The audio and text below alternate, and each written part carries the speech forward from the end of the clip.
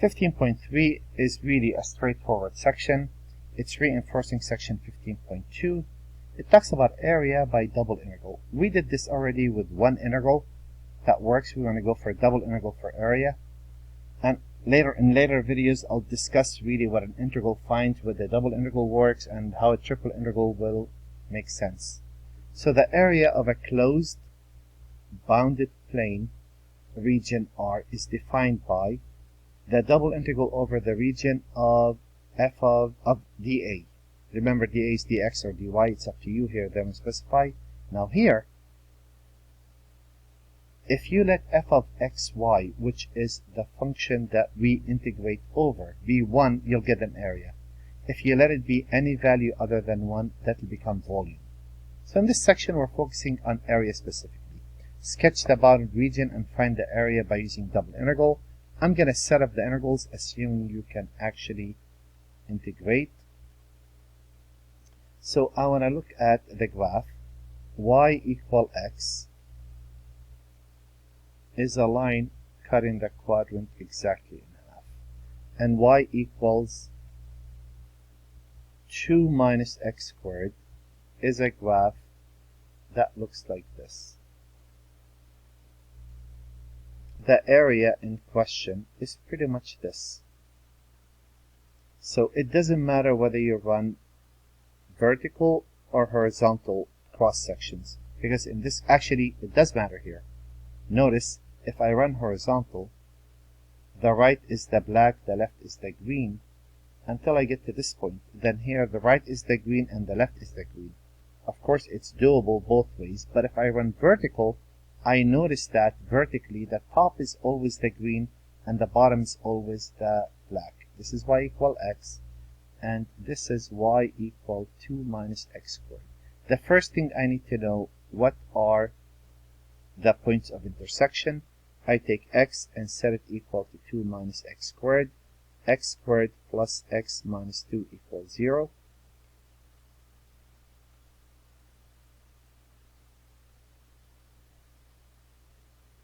So that is x plus 2 and an x minus 1.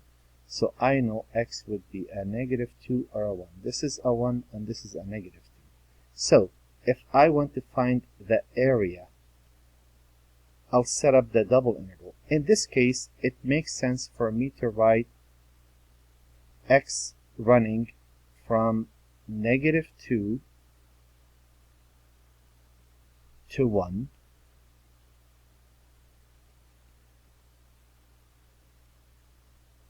And I know that y would be running, remember the arrow?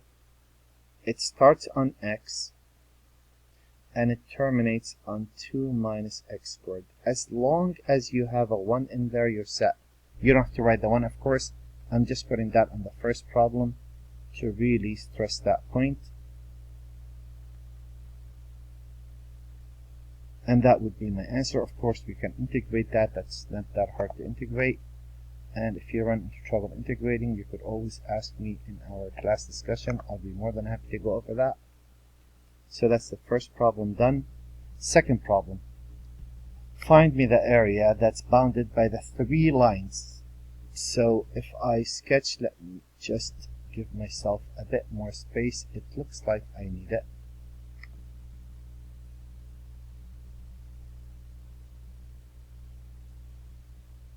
There we go.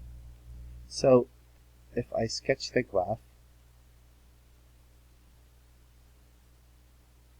I'm looking at y equal 3x, 0, 0.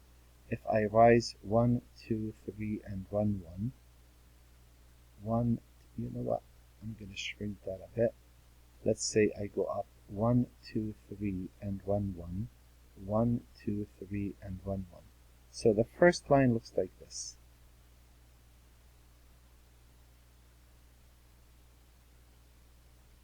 And I want x equal 2. 1, 2. If x equal 2, y equals 6. Those points are very important. And it says y equals 0. So the region in question is really this region. enclosed. This one I could run vertical or horizontal, it doesn't really matter. Students tend to like vertical because they're used to it, but in this case I have a choice, no harm done. So I would run dx, x runs from 0 to 2, and y runs, in this case, from 0, and it terminates on the line, and I know the line is y equal 3x. And that would be my answer, and I can integrate that, and that's that.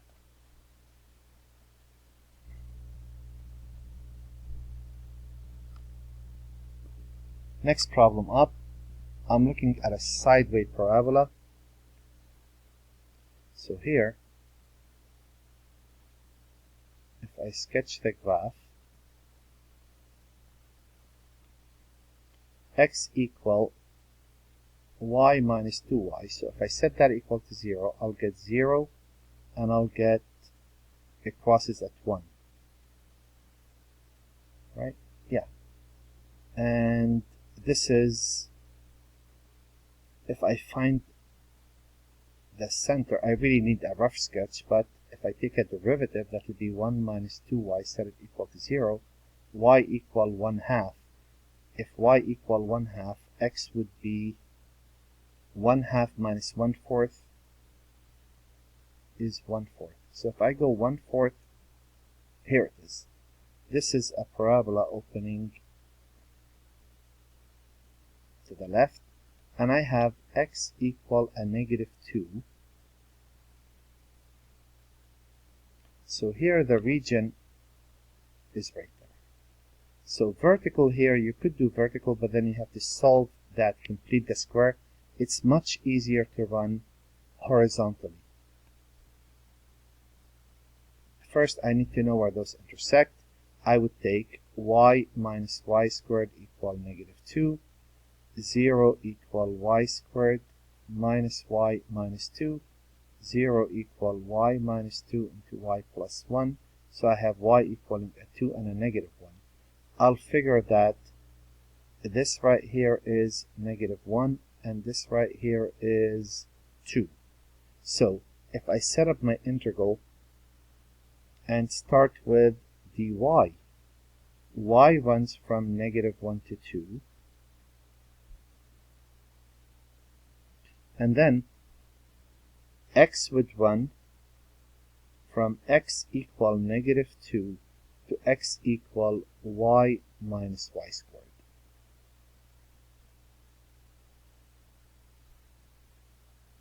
There it is. I'll get to my next example.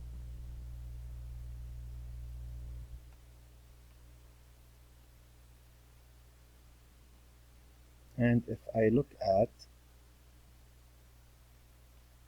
y equal x minus 3, 1, 2, 3, rise 1, run 1.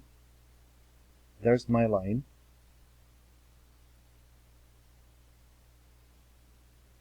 So from symmetry, I know that's a 3 right there. Very good. And if I go by this line, oops,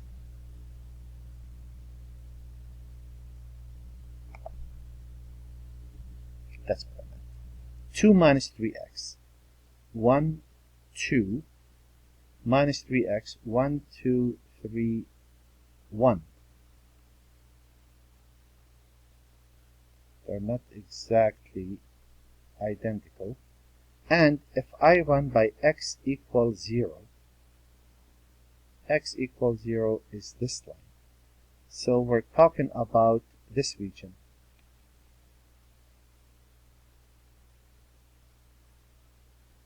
Again, you could do this any way you like. This is the line y equal x minus 3. Purple is y equal 2 minus 3x. But you do notice, if you go sideways, you're going to need to figure out two different integrals, because here you're running from blue, from the x-axis to the blue. Here you're running to the other line. Versus if you run vertically, you could save yourself some pain, because the top is always the purple and the bottom is always the blue. So it's easier for me to really set up the integral in terms of the x. Let x runs from 0. I need to know what this point is, because I need to know how far I'm going to run. Take x minus 3 and set it equal to 2 minus 3x. 4x equal 5. So x equal 5/4. That is 1 and 1/4. And once you do that, now you know that y is going to run vertically. It's going to start on the blue. The blue is x minus 3. And it's going to terminate on the purple. 2 minus 3x. Let me make that one color to make it look pretty. And we can integrate that hopefully with ease. And a couple more to go. I like to cover all of my bases. So here I'm looking at x equal y squared. X equal y squared is a parabola that looks like, oops, that doesn't look nice. Better. Not perfect, but better. And this right here, isn't that saying really 2y equal 3 minus x, or y equal 3 halves minus x over 2? So go up 1.5 units and run down 1 and run 2. So if I draw that line,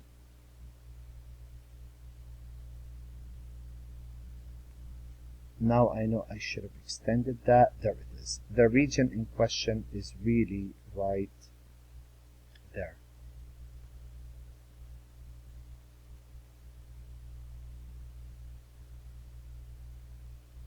Right? Otherwise it's infinite. So here again, if I run vertically, I run into trouble. I'm better off running horizontally. If I run in this direction, I notice the right side is always the green and the left side is always the parabola, but I need to know where those meet. I need to know where does y squared equal 3 minus 2y. That is when y squared plus 2y minus 3 equal to 0. That is when y plus 3 into y minus 1 equal to 0. So that is a negative 3, and that is a 1. So if I run my y from negative 3 to 1, then x would run from the purple, which is y squared, and will terminate on 3 minus 2x. And that would be my area. Again, very simple to integrate. The setup is very important. And one more example to go. If I look at y equal radical x,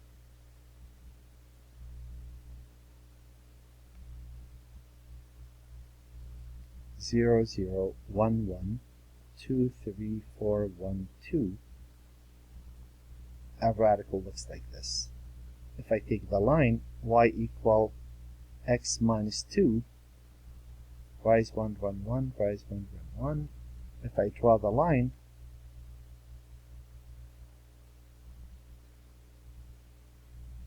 we're talking about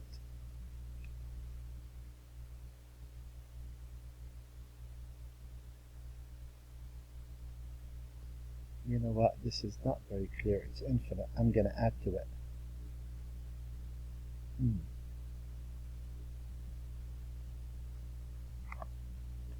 I'm going to add to it lines x equals 0. Okay, now it's a lot more efficient. X equals 0. That would be the region. Otherwise, it's infinite. There's no way of figuring that out.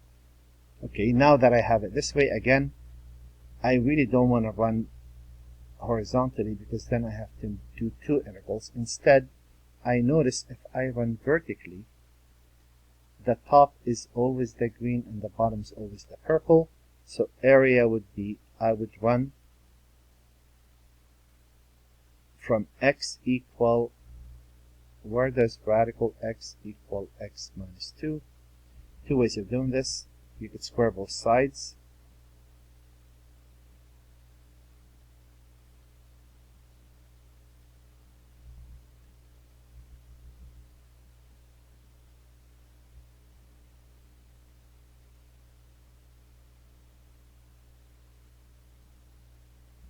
X equal 4. And why am I getting x equal 1? Oh, because 1 doesn't work. If I put a 1 in there, I'll get 1 equal 1 minus 2 is negative 1, so it's only 4. So I'm going to run from x running from 0 to 4. There we go. And y would run from, like we said, the purple was x minus 2, and it's going to terminate on the green, which is radical x. And that would be my area. And that's pretty much it for this section. Fairly simple section, review of what we did, but using double integral instead of a single integral.